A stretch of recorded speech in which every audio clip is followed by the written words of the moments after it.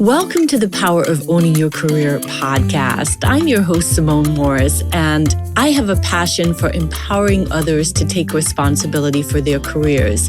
Yes, I've written several books on owning your career and am loving hosting this podcast. This podcast is for you if you're willing to make a shift to the driver's seat in your career. We feature leaders who inspire, empower, and motivate you for consistent career action for results. Please continue to join us every Sunday when a new episode is released. Let's get into this week's show.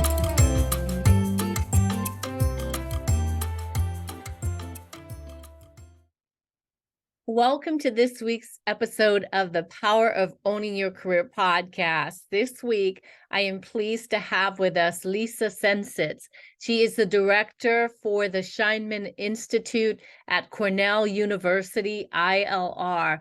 She is also responsible for the design, development, and delivery of learning and capability development programs in the area of human resources, leadership development, and diversity, equity, and inclusion.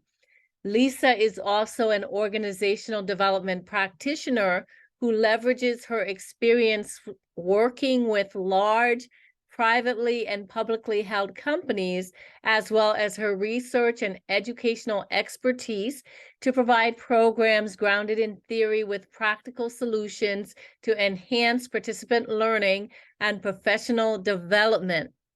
As you can see, Lisa is a powerhouse, not to mention her background. I can't wait to get into the conversation with Lisa today. Lisa, welcome to the podcast. Hi, Simone. Thank you very much for having me.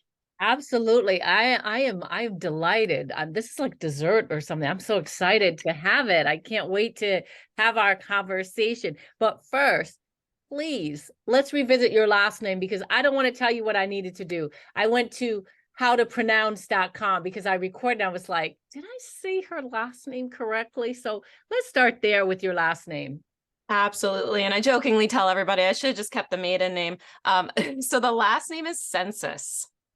You either ignore the C's or you ignore the S's, whichever works for you. Oh, okay. Well, I sure hope I went and I did the how to pronounce and I was like, all right, I think I got it. Well, they say how to pronounce. Now I'm curious. Oh, I think they said fences, but is that right? I've heard it a couple of different ways. Census is how we say it here. Apparently it's Census overseas, but I've never been overseas. It is definitely on my list of trying to quiz people when I do go over. I think it's a good icebreaker. Right, there you go. Well, I'm excited to hear more about your career journey. You lead such an exciting life. We've spoken behind the scenes, and so I want to bring you to our audience across 30 countries and just listening for career wisdom and guidance and tips. And so let's start with your journey. Tell us a little bit. I've shared your bio in the beginning, but maybe not what's written, but tell us a little bit about how you got to where you are in your career today. Maybe a summary. Absolutely. So I would say, like many individuals who went into college fresh out of high school, I had no clue what I wanted to do and had a really strong passion for working with people. I always knew I wanted to work with people, so I studied psychology and very quickly realized you can't do much with an undergraduate degree in psychology, or at least just an undergraduate degree. So I explored a lot of different options. I went to work in schools and see if I wanted to be a school psychologist, and half my graduating class were going that route. And I said, you know what, I want to be different. So let me see what else is out there. Thought I would be a clinical psychologist. I felt like I have a little, I just can't disconnect from people. I have a lot of empathy and a lot of feelings and emotions when I'm listening to people talk about things. And so I knew that wasn't exactly right for my kind of personality.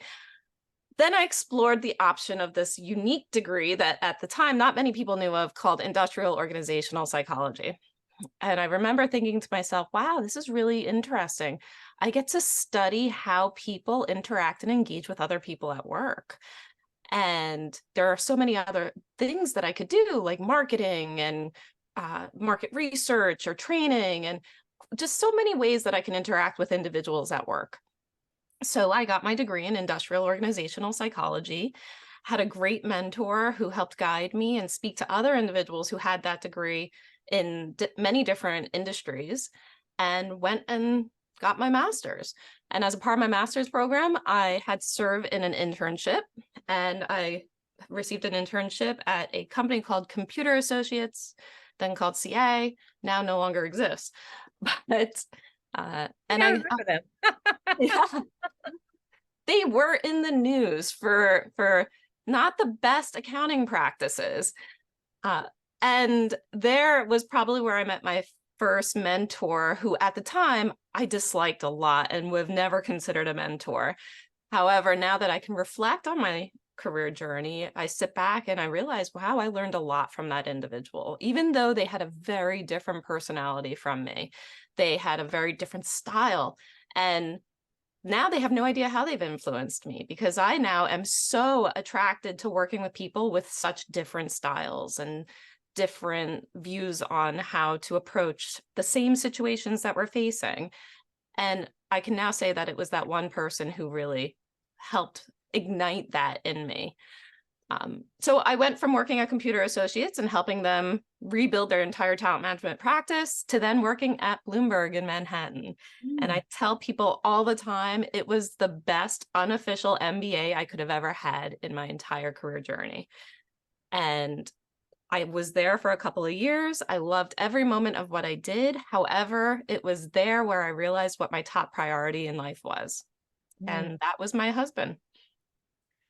So, because I was out of my house from 5:30 in the morning till about 8 o'clock every single day, realizing I wasn't able to do all of the fun things that I used to do with my husband, who I've been with since I was a teenager, I decided to make a career move when most people were struggling just to get job offers.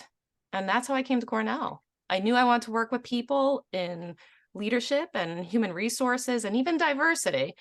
And Cornell had a wonderful opportunity that I just couldn't resist. What a great story. There's so many things you said that I want to go back to. First, let's go back to this mentor, because people are out there trying to seek the ideal mentor, but you told us a story about not having an ideal, effective mentor. Yes, So yes. are you able to work with that when you're in that relationship, or is it the reflection like you shared where you're able to see the value that you took from that differing style? So that differing style helped me realize what I'm most passionate about at work. That individual was an extreme analytical. His idea of fun was to read a textbook over the weekend, photocopy an entire chapter, and have it sitting on my chair when I would arrive in the office on Oh. Monday morning. Ooh, that sounds like fun. Oh, yeah. And so at the time, I felt like I just couldn't connect with him. We could engage in conversations, but wow, we're really different. But also, we were in charge of leadership development. And I would watch how this individual would stand in front of a room of the executive leaders and communicate. And he was so good at it. However, when he would leave the podium and go backstage or go back to our hotel where we were staying, I would also watch him completely collapse, because he had just exerted all of his energy to perform in front of an audience, which, as we know, as analyticals, that could be very taxing, takes a lot of mental energy. Whereas for me, I'm the kind of person you can put me on a stage in front of people and I'll just start talking. It doesn't matter what it's about. And with that individual, I can reflect now on, one, how strong he was to do that, to do something outside of his comfort zone and to do it so well. So that was the first person that I was able to realize, wow, the beauty of being able to flex your style in the workplace so that you can achieve really great things. I know for me, my mentors have been the ones who are nothing like me. They are the ones who either purposely pushed back on me so I could see things from a different lens or a different perspective. Matter of fact, one of my past bosses at Cornell, we got along because, of course, you can get along with anybody. However, I learned more from her behaviors and her actions with me, with the people around us, and was able to use what I was learning by observing her to actually change how I approach things. And now that I'm actually in the position she had, how I have been able to leverage that knowledge that she may or may not even realize she shared with me just by her behaviors and actions to be as successful as I am in the role that I have today. Learn or not learn from the example. Yes, yes, yes. I love that. So many good things. I also want to go back to the conversation you have in your head or how you decide to choose your priority. So many people right now are having the experience where COVID, post COVID, has opened their eyes, where their priorities are different. Some people are successful at choosing the priority, some aren't. What advice or tips could you share from your experience where you're like, you know what, 5 a.m. to 8 p.m., not good, I've got to change. Like, what goes through to get to the point where you make the decision to choose your priority or the life that you want to have? Absolutely. So for me, what made me make that decision, and believe me, I took a big pay cut going from where I was to where I am today, but I knew exactly what I wanted. And so for me at that point in my life, I had just lost my father-in-law and I wasn't able to spend as much quality time with him as I wanted. And he was a very important part of my life, so much so that both my children, I have two boys and they're both named after him. And I just sat there and I started to reflect, like, I have a great salary. I'm working in as a woman in her, I don't know, I was like 28, maybe 28, 29. I am talking to the co-founders of a major organization. I get to meet all of these wonderful people. I'm in a really great position. I'm learning so much. However, I'm not spending the time I want with the people who matter most to me and the people who really make me smile every day, no matter what they do. So I sat down and I wrote down all of the things I need and in one column. And then I wrote down all of the things that I want. And I said to myself, if I'm checking off everything I need, that's great. But if I'm not checking off at least 70% of the things I want from where I am today, that's no longer acceptable. So I did that comparison. I then turned to my husband and I said to him, babe, are you okay with me looking for another position? And he was like, absolutely, always supporting me in everything I do. And he's like, where do you want to go? Because you're at Bloomberg. Who would ever think of leaving such an incredible company? And I said to him, I want to go into higher ed. I specifically looked at higher ed because at that point, we're going back, a little more than 11 years ago. At that point, I'm sitting here thinking, I want flexibility. I want to work somewhere where I'm constantly being challenged by thinking differently. I want to be creative. Not that I wasn't getting all of that where I was, but I wanted something much more focused to what interests me. And what's great is I have no regrets, but that was the best decision I ever made because I've been able to actually carve out my ideal job where I am at Cornell, thanks to them being so flexible, but also I'm not going to sell myself short. I have been very persistent. I have been very patient. And I also have been very courageous, especially over the past year. And as you and I have spoken about in the past, in another meeting, I'm no longer the person I was 2 years ago because of other life experiences and events. And those life events have made me a stronger woman in the workplace. So I'm very grateful for those life events because I've been able to learn from them and not only change my home life, but also change everything about my career at Cornell. Powerful. I feel like, or how I received that was writing your own ticket in the workplace, designing, manifesting your dream job. And so I started to write down what feels like a formula, but let's go there since you started to go there. What would you say based on these experiences, high profile positions and pivots? What would you say is your formula? And we've got over 150 guests, so there's similarities and differences. So Lisa, what is your formula for successfully owning your career? What are the key ingredients? Well, and I like that you say that because it's not the same for anyone. And I know I'll never find the carbon copy of me in the workplace, right? But also my formula is constantly evolving. Mm, As I enter different phases of my life, my formula for what is my key to success is actually me continuing to be open-minded to learning every single day. And as I learn more, I can reshape exactly what it is that I want that will allow me the level of satisfaction, the balance that I'm seeking in life. I have a full-time career at Cornell that I love, and I have learned how to say yes and no, which is really important, so that I can strike the balance I need to take care of my other full-time jobs, which is being a mother of 2 little boys, a wife, and also an athlete. So it's carving a structure that grants me the flexibility to do the things that interest me and also provides me kind of like a springboard to do new things that I would have never thought about prior. And that's because for me, my formula to success is meeting new people every single day and listening to their stories. mm, And that's exciting to me because everybody has such an incredible story to share.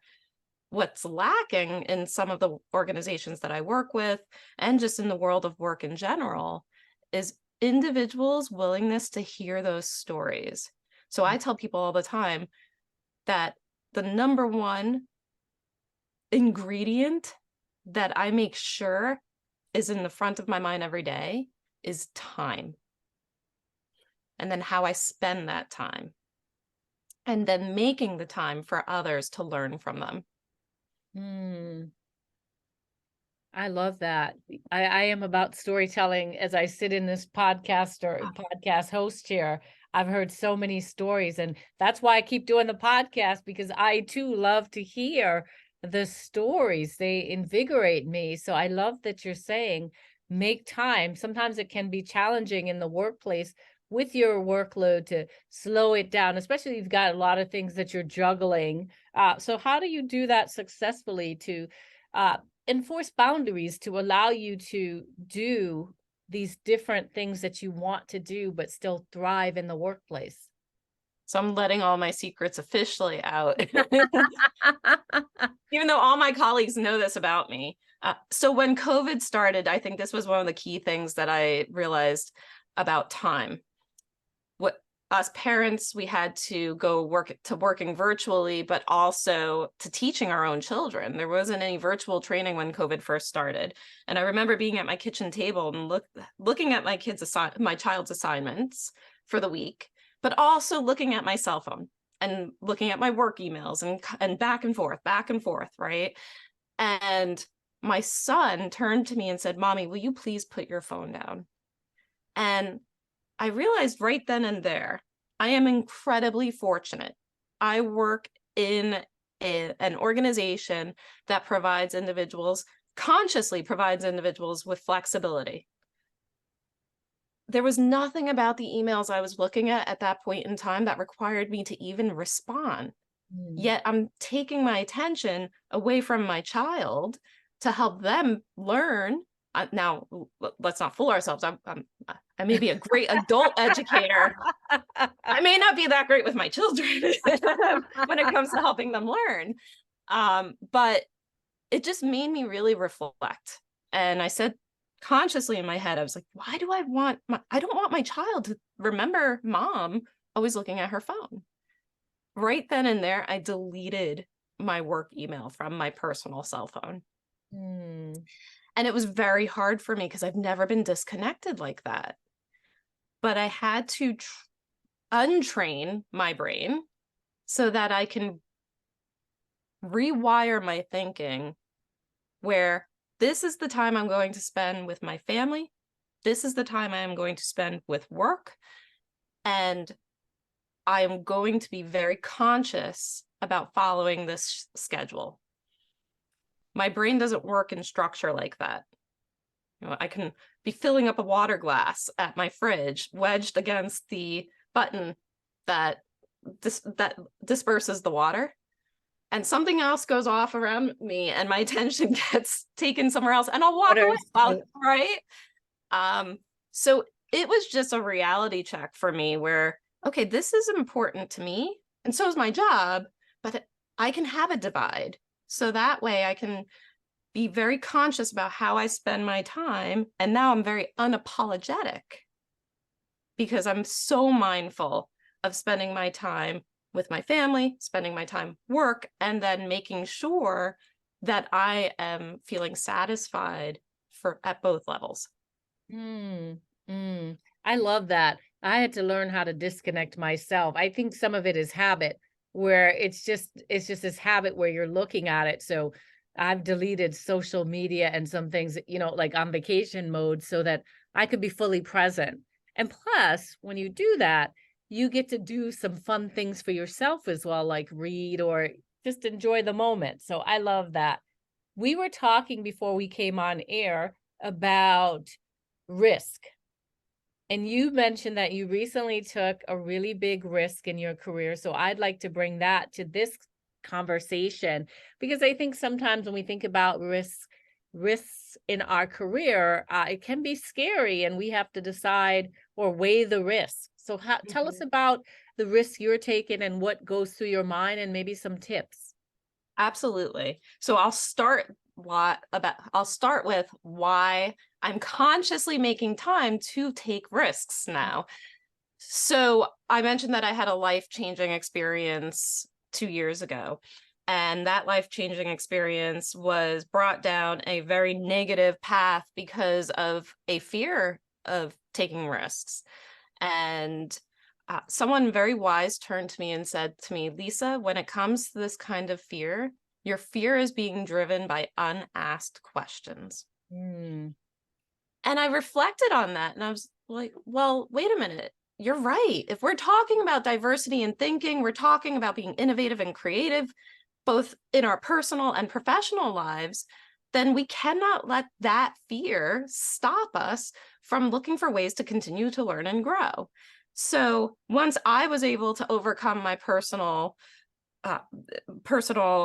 trauma, personal health issues that led me to find a whole new kind of strength inside of myself that I never thought was there. Well, physically, I'm feeling great now. Mentally, I'm feeling fantastic because I feel physically great. But now how can I transfer that into the workplace? We all experience life-changing events outside of the workplace, and we can learn from them and we can grow from them. How do we then take those events and transfer them into who we are, how we show up at work every day, and how do we impact the people around us? Also, how do we impact the organization? So I work for Cornell. I do professional development learning in leadership, HR, DEI. However, I work in an institution that has a structure that's been in place for very long, and we provide a product that is training to those who come to Cornell. So I started to think about, well, how can I do things differently? How can I not only provide a new kind of product to individuals who look to Cornell for the knowledge that they need to work better with each other in the workplace, but also how can I leverage all of the people that I am interacting with, like you, Simone, or other individuals that I get to meet every day who have this incredible knowledge, and allow them to use the platform that I have, which is Cornell. So I decided to completely revamp all of the programs that I oversee to provide people the opportunity to select the kind of training that they want, to make what we offer our certificates that are customized to their needs. I consciously chose to take a risk because it's an opportunity right now. The world has changed around us, and people want new things, and they want to learn the way that fits their learning style. To turn to my leaders and say, I'm going to take the certificates that we offer, which are structured, and I'm going to change it.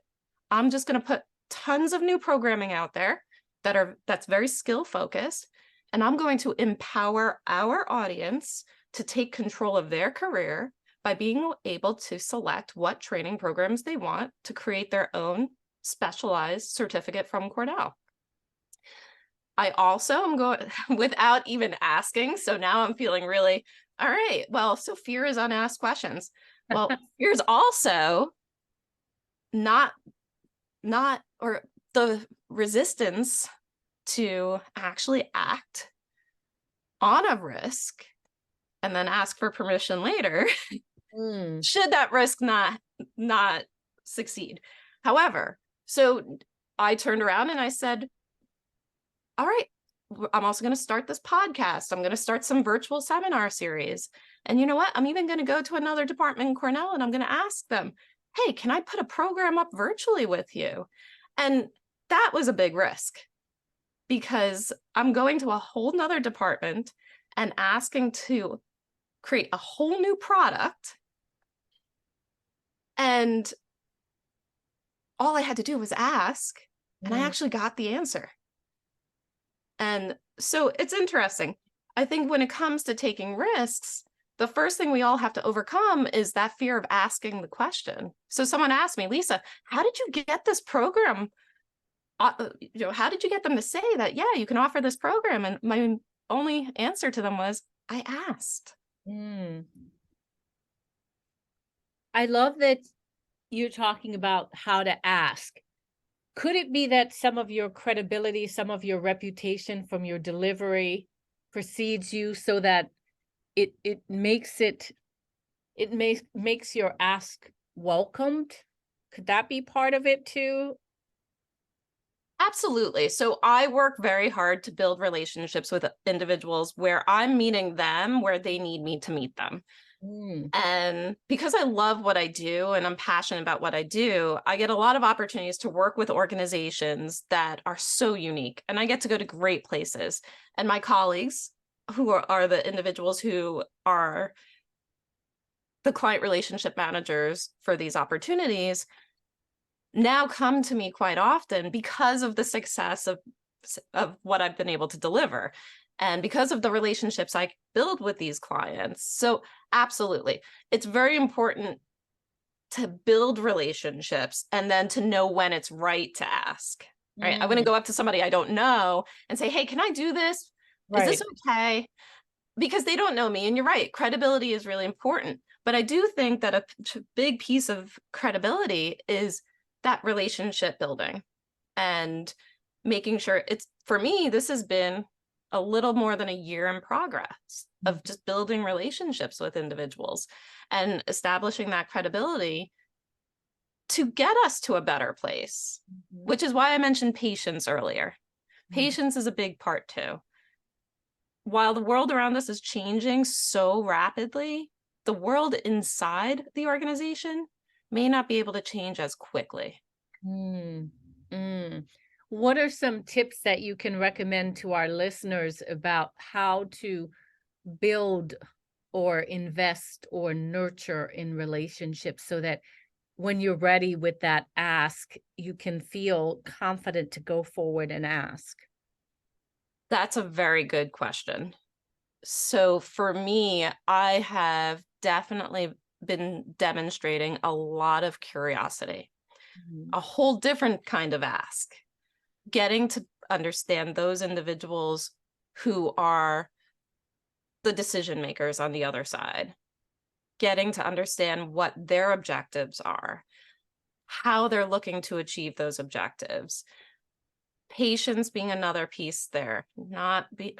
I know for me, I want immediate satisfaction in almost every part of my life. So having that self-awareness and self-management to be patient, that while you may want to do something really interesting and really innovative and new and different, not everybody is as eager or can understand your thinking as quickly as you would like them to. So it's really knowing exactly what kind of style you have and understanding the style of those stakeholders so that you can speak to them in a way that resonates with them so that you can better understand their thinking. For me, I had to really think about how to pitch that ask so that it didn't come across as threatening, that it was very clear, that they could understand it, which means I had to understand the thinking style of the person who was going to help me to get my request to the leaders. And I had to also trust that that person understood the leader's thinking style so that that individual could communicate my ask in the most positive manner. But the other key thing here, though, is transparency. I was very clear as to what I was asking for, why I was asking for it. And also the other piece that I think leads to successful risk-taking in the workplace is not being afraid of failure. Because I don't know if this is going to be very successful, but I'm willing to try. And I'm not going to take it personal if it doesn't succeed. I'm just going to learn. And I'm going to listen to all the people who helped me get this going. And we're all going to learn and hopefully then take action to do something even better. I love that. I love your attitude and just your thinking, how you're approaching this. I wonder, Lisa, if you were to write a book with the title of your career body of work, what do you think the title would be? Honestly, it's so funny that you asked this because I had to think about, okay, so what am I going to title the Cornell podcast that I'm leading? And my husband's always telling me, Lisa, that's too many words. Shorten it. Short and sweet. Right. So I landed on with the very good advice and help, because believe me, not every one of my mentors is somebody who I could learn from their mistakes. I also seek out really great mentors who I adore and admire because of how they are. And I have an individual who's a mutual friend of ours. And I'm sitting down at dinner and I'm talking to her about, okay, here are some ideas for the name of this podcast. And she turned to me and asked me a very similar question. She's like, what would you title a book? And I looked at her and I said, you know what? Dynamics. And for me, dynamics being any way in which people interact and engage with each other, both at work and outside of work. But if I had to keep it specific to the leadership work that I'm doing, I would say dynamics, overcoming adversity and elevating the workplace experience for all. I don't know, Lisa, you may have to write the book. I know you're going down the podcast route, but there's some solid content there. That's pretty good. Powerful. I appreciate that feedback. Thank you very much. Well, you're on an exploratory journey, so who knows? My book came before my podcast. The Power of Owning Your Career book led to the podcast, but who knows? Your podcast could lead to a book following the experience, but pretty good. I love it. I love it. I will definitely be coming to you for advice. Oh my goodness. Please, please, please. I've been doing the podcast for over 3 years, so please, absolutely. And the writing of the book. Yes. I've got 4 now. Yes. So please, absolutely, when you're ready. So many I feel like I could talk to you for, I said this the first time we met, like we could be talking for a long time. I had in my head an idea of how long this podcast would be, and my brain is buzzing with, I should ask her this. Yeah. So talk to us about resources, books, podcasts, courses that you've stumbled upon in your career that have been impactful. Oh, yes. So very early on in my career, I had an opportunity when I was working at Computer Associates to bring in some very important, you know, real leaders in leadership development thought. And so working with, individuals with Cotter's model, uh, at Computer Associates, we were actually looking to develop our own leadership development academy. I had the opportunity to go to GE and learn about what they were doing up in Croton, I think Crotonville, right? And I had an opportunity to go to IBM. And I thought it was actually really fascinating how some of your competitors were so open to letting you hear and learn about what it is that they're doing to build their own leadership pipeline. For me, I would say it's just that ongoing pursuit of knowledge. There are many, many books out there that have definitely influenced me, from leading change. And as an HR practitioner with talent management, there was one book that really stood out, One Page Talent Management by Mark Efron. That was pretty important because I always looked at the work that we would do and say, why are we overcomplicating this? There's got to be an easier way to do this. And that really helped. So there are so many different books out there, but I will say the kind of learning that I think was career changing for me was signing up for a coaching certification program after already doing coaching for so many years. And I remember going into that program because Cornell's like, hey, okay, we have this professional development funding, Lisa, what would you like to do? And I'm like, you know what? Maybe I want to get into life coaching. I know you want me to do leadership coaching, and I have been doing it for so long. And I remember sitting in the program first day, and I'm like, what am I actually going to learn here? Right?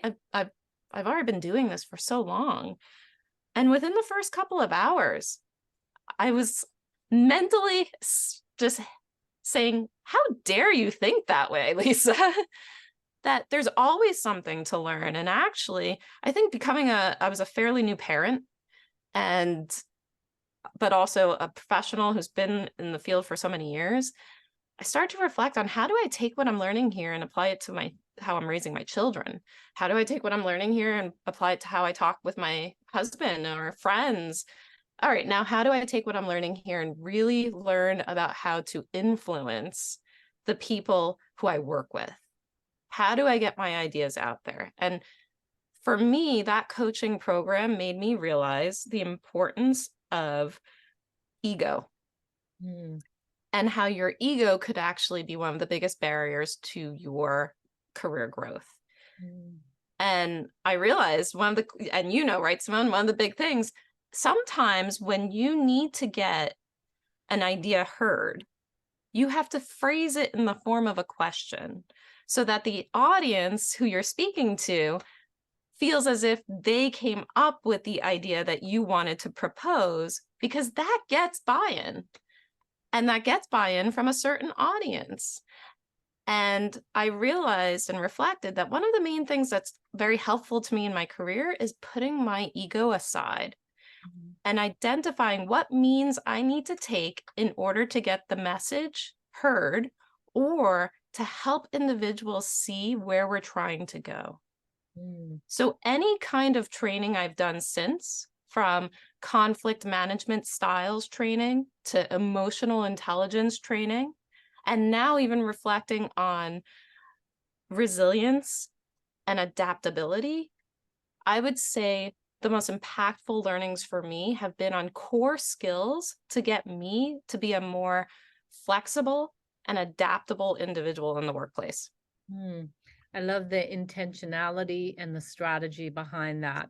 And those in today's workplace will serve you well. I mean, even going forward, being self-aware, the ego check, powerful, really powerful. I had my own journey on the life coaching journey myself. So it's a pretty powerful journey, and we do understand the power of courageous questions. I also have gotten the "don't coach me at home." So well, my husband has a dictionary of words I'm not allowed to use in the house, like leverage. Stop coaching me. So, oh, turn it off. Okay. Yeah. So totally understand the journey. Thank you so much. There's been so much good stuff that I want to tell you that you can come back to the podcast for a part 2, or even to sit in my chair, because sometimes I invite a guest host on. So let's think about that, because I thoroughly enjoyed our time together. Can you tell our listeners how they can stay connected with you if they'd like to do so? Absolutely. They can look me up on LinkedIn, Lisa Sensis. I'll spell it for everybody. CSENCSITS. I work for the Cornell ILR School. You can also email me directly at Cornell. My email is lc638@cornell.edu. That's the easier version of my email if you don't want to misspell my full name. And I'm happy to speak with anybody. And Simone, I want you as a guest on my podcast. I'm coming. I want to hear your journey. And hopefully this is the start of many, many ways in which we can interact and work together, especially as we're trying to influence individuals in making the world of work a better workplace for everyone. Absolutely. Well, I want to thank you so much for being a guest on the Power of Owning Your Career podcast. It has indeed been my pleasure to have you. Oh, thank you. It was such an honor. I very much appreciate the opportunity, and thank everybody for the experience to speak with you today. Oh, awesome. Awesome. Awesome. Thank you, Lisa. I sincerely hope that you enjoyed this week's empowering career story on the podcast. If you did, I'm going to ask you to do me a favor. Wherever you listen to the podcast, be sure that you are subscribing and that you rate and review the podcast. It's so important as we continue to spread the word of career empowerment. In addition, you can head over to the LinkedIn platform and join the Power of Owning Your Career discussion group. There you can have access to the guests who have been on the podcast, as well as others listening to the podcast, as well as myself, where we can continue the conversation. I hope to see you on that platform. You can also email me at pooyc@simonemorris.com if you have a suggestion for guest or a message that you want me to hear personally. Thanks so much, and make it an inspiring, empowering week in your career.